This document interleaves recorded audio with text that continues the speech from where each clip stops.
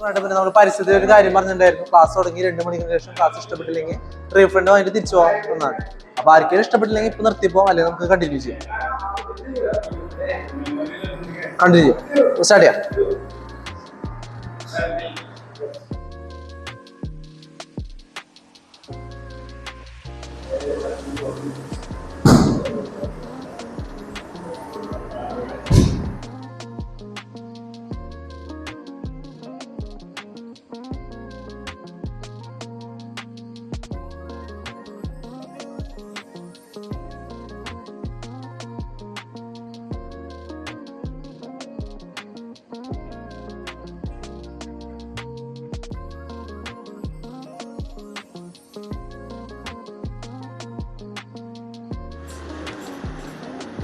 Hi, എൻ്റെ പേര് ദീപക്.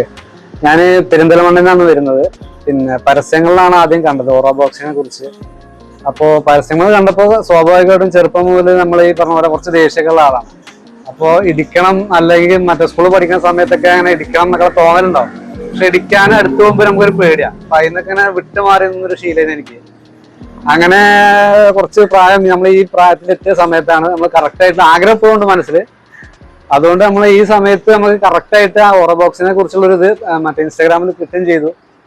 അപ്പൊ പിന്നെ ഒന്ന് നോക്കില്ല, ഒന്ന് പരിശ്രമിച്ച് നോക്കാന്ന് പറഞ്ഞ രീതിയിലാണ് ഞാൻ ഇവിടേക്ക് വന്നത്. വന്ന സമയത്ത് നമ്മളെ കൊണ്ട് കഴിയും നമുക്കൊരു തോന്നലില്ല. കാരണം എന്താ വെച്ചാല് ഇത് ഒരു ദിവസം കൊണ്ടൊന്നും നമുക്ക് അങ്ങനെ 2-3 ആൾക്കാരെ ഇടിച്ച് എന്നുള്ള പരസ്യം മാത്രമെന്ന് വിചാരിച്ചിട്ടാണ് വന്നത്.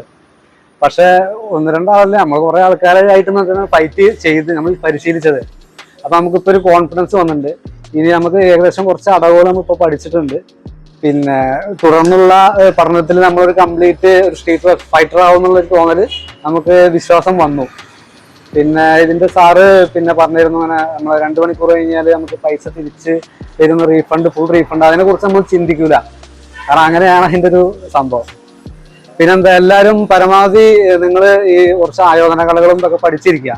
ഇതെല്ലാവരും പോയി തല്ലാൻ വേണ്ടിയിട്ടല്ല, നമുക്കൊരു കോൺഫിഡൻസ്, ഒരു സെൽഫ് ഡിഫെൻസ് എന്നൊക്കെ പറയില്ലേ, അതിന് വേണ്ടിയിട്ടാണ് പഠിച്ചിരിക്കണം എന്തായാലും. ഓക്കെ. ഇന്നത്തെ കാലത്ത് വളരെ ചെറിയ കാര്യങ്ങൾക്ക് പോലും പരസ്പരം തമ്മിലടിക്കുന്ന ഒരു കാലഘട്ടമാണ്. പക്ഷെ നമ്മൾ ഈ കാര്യം വളരെ തുച്ഛമായിട്ടുള്ള സമയം കൊണ്ട്, വളരെ കുറഞ്ഞ സമയം കൊണ്ട് കൂടുതൽ ടെക്നിക്സ് പഠിച്ചതുകൊണ്ട് നമുക്ക് സെൽഫ് ഡിഫെൻസ് ഉൾപ്പെടെയുള്ള ഒരുപാട് കാര്യങ്ങൾ നമുക്ക് മനസ്സിലാക്കാൻ പറ്റി. ഏതൊരു ചെറിയ കാര്യത്തിനും അടിപിടി